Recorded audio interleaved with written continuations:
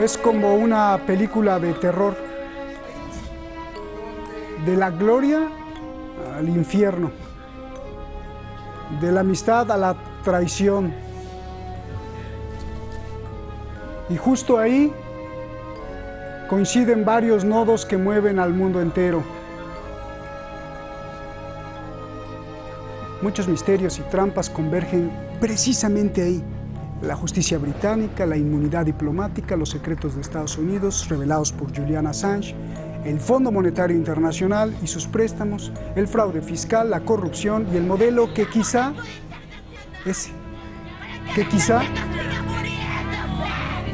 le quieran imponer a usted y a su país. Soy Roberto de la Madrid y esto, Detrás de la Razón.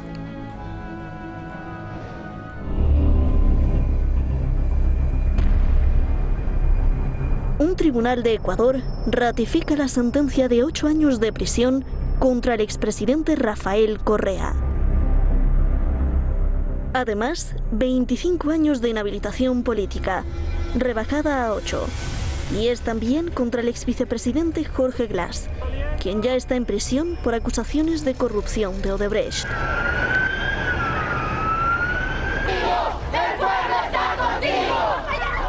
Correa ya había sido sentenciado en abril y hoy la justicia rechazó su apelación. Rafael, te sentenciaron a 8 años de prisión por el delito de cohecho, construir una red de sobornos que se embolsó de $7 millones hasta 21 millones según la Procuraduría del Estado. La pregunta es, en la Corte Nacional que te sentenció, el máximo tribunal de justicia del país, ¿no hay justicia? ¿Son corruptos? Por supuesto, como te decía, este tipo se apoderó de la justicia, hicieron en el 2018, ¿no? Ya antes de eso, con la presión mediática y la presión política, sometieron a muchos jueces, se llama lawfare, judicialización de la política. Lo que no pueden lograr en las urnas lo tratan de lograr en tribunales vendidos. Pero no solo eso, también eliminaron su partido político, para que no participe en las próximas presidenciales, a las que se iba a presentar como vicepresidente. El Comité Nacional Electoral le quitó el registro al movimiento Fuerza Compromiso Social por irregularidades. El rompimiento del orden constitucional es dictadura. Correa denuncia persecución, niega las acusaciones de la Fiscalía y dice que el gobierno de Lenín Moreno está desesperado por impedir que participe en las elecciones. ¿Pero en qué democracia del mundo se puede eliminar 7 meses antes de las elecciones son el 7 de febrero del 2021, a la principal fuerza política? El economista Rafael Correa me pidió que sea su candidato. Me dijo que sin mí existía muy pocas posibilidades de continuar con el proceso de revolución ciudadana. Manifesté mis divergencias con respecto a la confrontación, con respecto a la libertad de comunicación, con respecto a la economía misma, y él me dijo que no iba a haber ningún problema, que él se iba a Bélgica y que no iba a decir absolutamente ni una sola palabra, se retiraba de la política. Esto no ocurrió.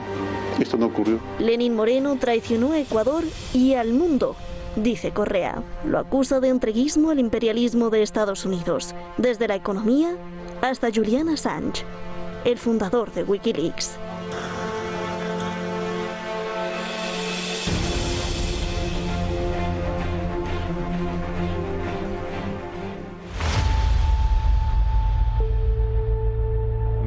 Y el hecho de que Estados Unidos y otros países cada día ejercen menos influencia en América Latina. Pero, ¿dónde cree usted que va a estar en 10 o 20 años?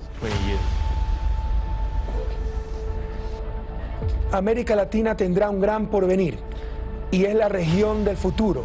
Si no lo hemos logrado, ha sido por los malos dirigentes, por las malas políticas, los malos gobiernos, y eso es lo que está cambiando en nuestra América.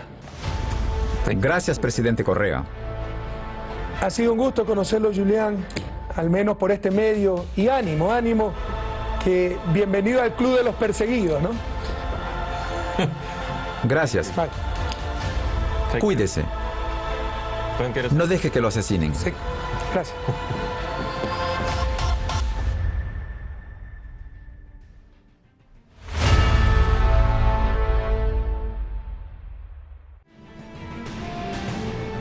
Muchísimas gracias al equipo de Detrás de la Razón y muchísimas gracias a usted por todos los comentarios que nos han hecho en los últimos programas. Verdaderamente fantástico. Unos a favor, otros en contra, otros atacando. De eso se trata, justamente de eso se trata. Porque los que no piensan como unos, piensan como otros, o no piensan al revés que los otros, pero al atacar estas ideas, que todo es de buena fe, pues se genera más conciencia y más conocimiento. Vamos directamente con nuestros invitados. Está Fabián Sanabria, antropólogo en Bogotá. Muchísimas gracias, Fabián. Gracias por, o nosotros nos unimos a ti o tú a nosotros, o por esta unión, porque me ha dado mucho gusto de que estés participando con nosotros. Muchas gracias y seguramente la conciencia universal te lo va a agradecer. José Antonio Ejido, pues usted ya lo conoce muy bien, analista internacional allá en España, siempre con la espada ahí lista para denunciar lo que hay que denunciar. Gracias a los dos. Fabián, comienzo contigo. A ver, quiero que me digas si hay un monstruo de 1000 cabezas detrás. Sentencia contra Correa. Cambio radical del presidente Lenin de amigo a enemigo, entrega de Julian Assange, apelación de Correa, ratificación de la sentencia, entrega de Ecuador al Fondo Monetario Internacional cuando no había necesidad, dice Correa, expulsión de Evo Morales, casi el mismo caso en Bolivia, juicio a Lula da Silva en Brasil, destitución de Dilma. ¿Cómo está relacionado todo este movimiento en América Latina? ¿Es meramente circunstancial o tiene una explicación, por favor? Muchas gracias, Roberto, nuevamente por esta oportunidad. Indudablemente son como los eslabones de una gran cadena, una cadena de la intolerancia y una cadena de ponerle palos en la rueda a la izquierda progresista y alternativa en América Latina. Es exactamente la misma situación que se está viviendo en Colombia con el candidato Gustavo Petro, quien cada rato lo acusan de falsas corrupciones. Por ejemplo, ahora el Consejo Nacional Electoral lo acusa porque unos maestros donaron 300.000 pesos a su campaña, y evidentemente el escándalo de la ñeñe política que tiene que ver con el presidente Duque de extrema derecha instalado en el poder, pues evidentemente eso sí no lo investigan. Sí, hay una especie de no querer que las alternativas fuerzas progresistas que tienen políticas sociales y que no están de manera reptante ante los intereses norteamericanos o del Fondo Monetario Internacional no permitan conquistar la democracia de estos pueblos.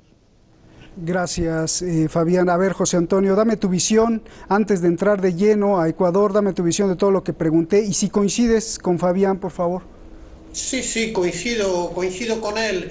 El mismo presidente Correa habla de un lawfare, y fíjate que la sentencia que le condena por una supuesta corrupción al presidente Correa habla de la influencia psíquica para un caso supuesto de corrupción, es decir, que tiene poderes mágicos, y es una ridiculez jurídica ante la imposibilidad de encontrar pruebas que pongan fuera de la vida política a Rafael Correa, que ha sido de lejos un gran presidente y seguramente el mejor presidente que ha tenido el Ecuador, que lo sacó de una gran crisis, pero que cerró la base norteamericana de Manta. O sea, que hay fuerzas internacionales, los norteamericanos, colusionados con el régimen de Moreno para que jamás el pueblo ecuatoriano tenga un presidente como Correa, que está a la cabeza de las encuestas electorales y que sin duda ganaría si pudiese presentarse a las elecciones de una manera normal y sin la espada de Damocles de sentencias completamente falsas, amañadas por un poder judicial bajo control del régimen de Moreno y de la embajada norteamericana, lamentablemente. Gracias, José Antonio.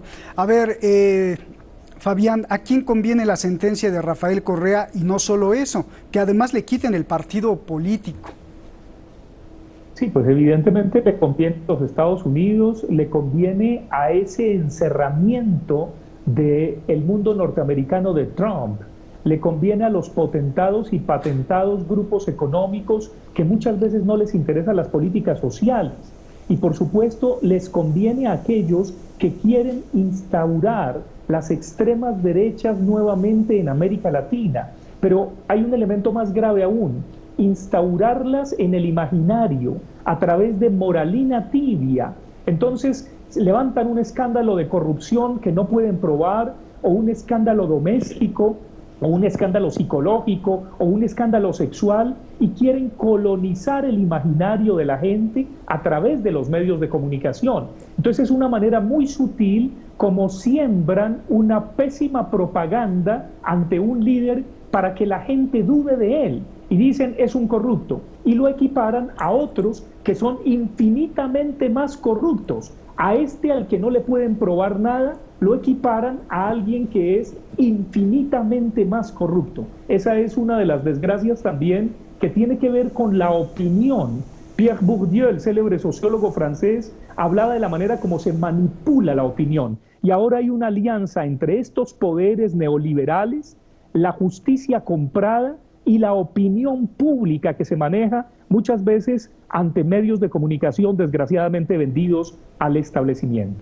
A ver, perdón, ahí Fabián, hago un paréntesis. O sea, que de alguna forma tú crees en este poder mágico del que se estaba burlando José Antonio Ejido, o sea, si se le puede, o si no tiene nada que ver. Y dos, ¿cómo se puede defender el ciudadano normal como nosotros ante esto que estás diciendo, que en el imaginario, o que fabrican un imaginario a nivel sociopsicológico, digamos?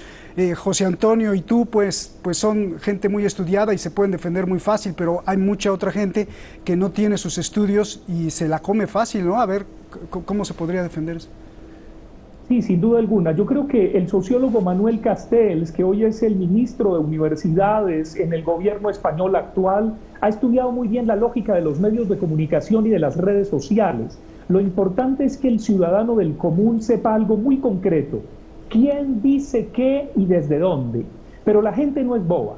La gente también toma conciencia. La gente ya está cansada de ver los canales o los semanarios o los diarios oficiales, así sean privados.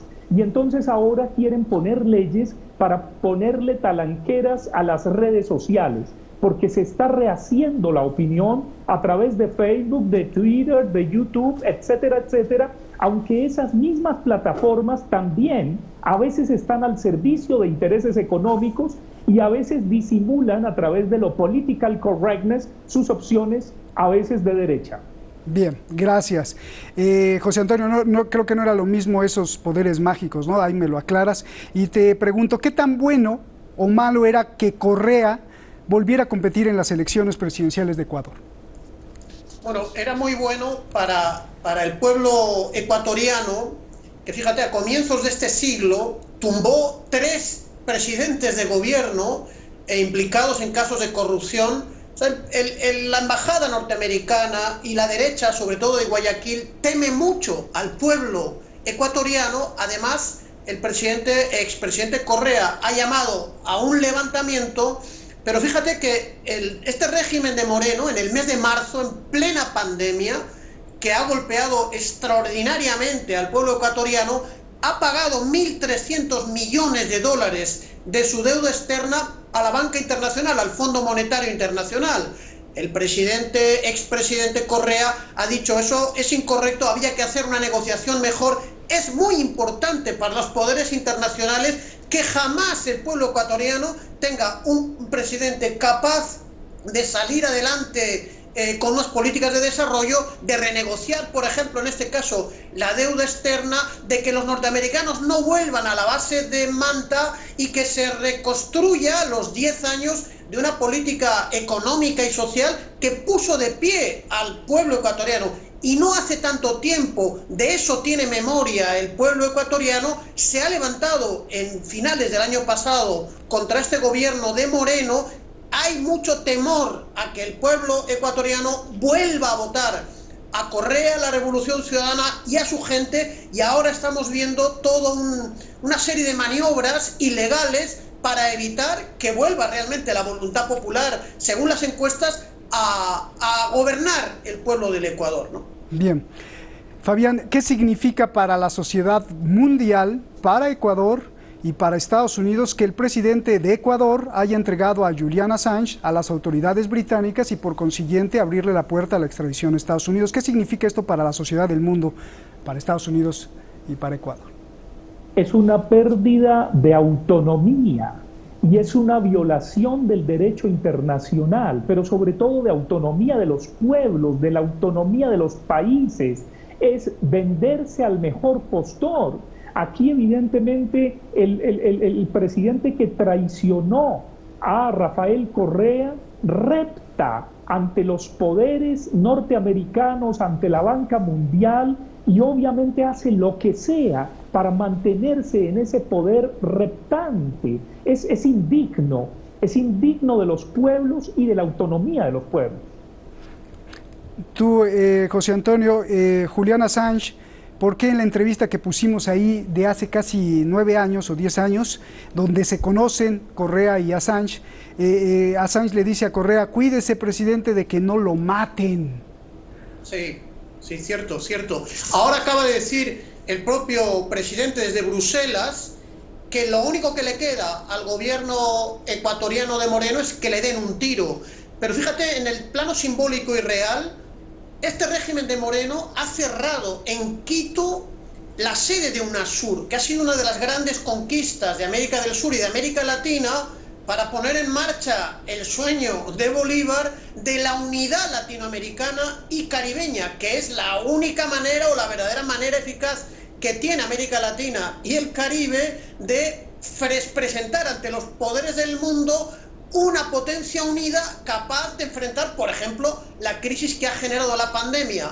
UNASUR ha sido destruida por Moreno y se ha cerrado la sede de UNASUR en Quito. Fíjate el golpe simbólico que es permitir a los británicos violar a la embajada ecuatoriana en Londres para detener a Assange, y el hecho simbólico y real de cerrar la sede de UNASUR. Es decir, no quieren que este presidente vuelva jamás, pero el pueblo ecuatoriano, yo creo que a pesar de toda la presión, es muy consciente de esta situación. Se ha creado una agrupación política muy amplia que se llama la Unión por la Esperanza. A pesar de todos los problemas, hay posibilidades de que se produzca una nueva revolución ciudadana en el Ecuador. Esto lo quieren evitar de todas las maneras posibles.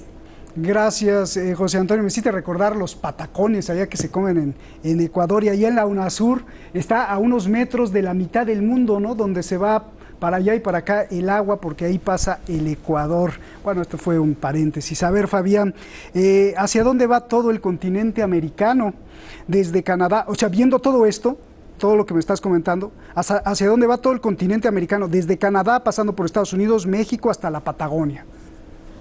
Yo creo que vamos a asistir en los próximos años a una necesaria toma de conciencia de esa unión por la esperanza, porque yo confío en los pueblos, y un poco como diría Mercedes Sosa, todo cambia, todo cambia, pero lo que no cambia es mi amor por mi pueblo y por mi gente. Cuando escucho a Rafael Correa desde el exilio, siento que dice eso. Y cuando escucho que hay gente que no traga entero, que hay gente que procesa aquellos microcircuitos que pretenden instalarle un imaginario, siento que el amor por este continente de la esperanza, nada ni nadie lo va a callar ni lo va a vencer. Los poderes tienen miedo, porque cuando reaccionan así, censurando, condenando, comprando la justicia, es porque los poderosos tienen mucho miedo, tienen miedo de la gente. Fabián, cuando hablaste del amor, salió por ahí tu gato atrás de ti. Qué curioso. Oye, bueno, día de anécdotas. José Antonio, pues más o menos la misma pregunta. Rafael Correa dijo que América Latina es la región del futuro para el mundo entero. ¿Cuál es el futuro de los latinoamericanos? ¿Cuál es el proyecto? O si hay proyecto, ¿hacia dónde vamos? ¿Cómo la ves? Se ha demostrado en estos últimos 20 años que había una realidad. Los sueños se convirtieron en esa realidad. Esa realidad fue, por ejemplo, UNASUR, es el bloque ALBA, es la política que tuvo con un gran apoyo del pueblo ecuatoriano el economista Rafael Correa, en uno de los mejores momentos de la historia latinoamericana. El Congreso Anfictiónico de Panamá, que era el sueño de Bolívar, fue frustrado a comienzos del siglo XIX, a comienzos del siglo XX y XXI se ha convertido en realidad, y yo creo que después de haber oído las hermosas palabras de tu contertulio, de tu invitado, yo me la suscribo y sí pienso que es el continente donde las esperanzas se pueden convertir en realidad, aunque en estos momentos haya gobiernos y potencias internacionales empeñados en frustrar las esperanzas de los humildes, de los trabajadores, de los indígenas, que bajo el gobierno de Correa demostraron que se puede hacer una política de modernizar, de sacar del subdesarrollo la población, de desarrollar la economía, la educación. Bueno, esto sí ha sido posible con la voluntad y la lucha de los pueblos, no solo en el Ecuador, sino en toda América Latina, se va a volver a convertir en realidad. Yo estoy totalmente convencido de ello. Pues ojalá te escuchen todos los latinoamericanos, efectivamente, ¿no? Con mucho trabajo, trabajar mucho, producir mucho y hacer mucha conciencia, que eso es muy importante, José Antonio. Fabián, tú que eres antropólogo, no quería dejar de hacerte esta pregunta. El cambio radical que sorprendió al mundo y del cual ahora Correa señala como una de las causas principales, incluida la sentencia a prisión de 8 años, que esta vez o ahora se está otra vez confirmando. De vicepresidente aliado, Lenín Moreno pasó a presidente y enemigo de Correa. ¿Cómo explicas este cambio desde lo antropológico, desde lo psicológico, sociológico, desde lo político hasta el terreno conceptual de lo que hoy es América Latina, para que no solo los ecuatorianos, sino todos estén preparados para este tipo de cosas? Por favor. Bueno, pues todo esto me hace pensar en un gran seminario en París al que tuve el honor de asistir, dirigido por el filósofo Jacques Derrida, que se llamaba Políticas de la Amistad. Y en Políticas de la Amistad, justamente, Derrida muestra cómo a lo largo de la historia de Occidente, el amigo se puede volver tu enemigo. Y se puede volver tu enemigo cuando prima el poder a la amistad, cuando prima el poder a los ideales, y cuando en el fondo ese que fingía ser tu amigo lo hacía simplemente de manera flatteuse, de manera que coqueteaba, pero te quería sacar del poder. Entonces eso no nos extrañe, porque la política está llena de esto. Bastaría con leer, o mejor releer, El otoño del patriarca de García Márquez. Ahí nos damos cuenta justamente cómo se juega el poder, cómo aquellos que no tienen posición y negocian sus principios, por sus frutos los conoceréis. Qué importante que la gente, que el pueblo latinoamericano se dé cuenta de eso. Aquellos que hacen lo que sea para atornillarse en el poder y así sea vender los intereses de una nación, para supuestamente jugar en un mercado global que nada le ofrece a los pueblos ni a la autonomía de los pueblos, son seres que serán sepultados en el olvido de la historia, son enemigos clandestinos, y los más peligrosos son los caballos de Troya, es decir, aquellos que te fingen una especie de centro, una especie de neutralidad valorativa, porque uno sabe qué atenerse con la extrema derecha, pero con los tibios, con aquellos que fingen un centro, están más cerca de la derecha, esos son más peligrosos. Bien. Entonces yo hago un llamado a estar muy atentos a esa percepción del sentido político en nuestros pueblos. Pues muchas gracias, es un placer escucharlos a los dos. José Antonio, nos quedan 2 segundos, una frase para cerrar así, con la cereza del pastel.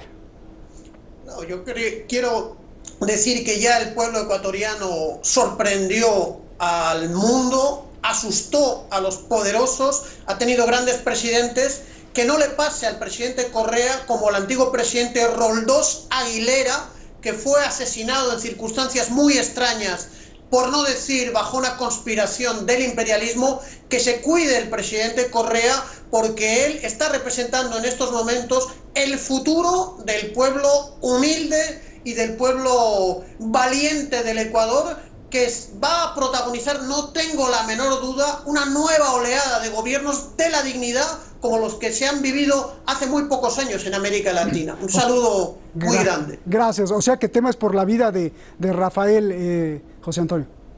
Sí, sí. Sí, él mismo lo ha dicho. Gracias. Y sin duda lo pueden matar en cualquier momento, es cierto. Gracias a los dos. Abrazos fraternos. Gracias. Gracias. ¿Usted ha visto cómo una semilla crece? ¿Cómo una mariposa nace y vuela? ¿O cómo una estrella se convierte en supernova? Pues con esa energía ella hace diario su programa. Y que hoy cumple 3 años de éxito. Desde aquí, desde Oriente Medio, le envío un gran abrazo a todo el equipo y al programa entero, si es que lo puedo abrazar, por sus 3 años de vida.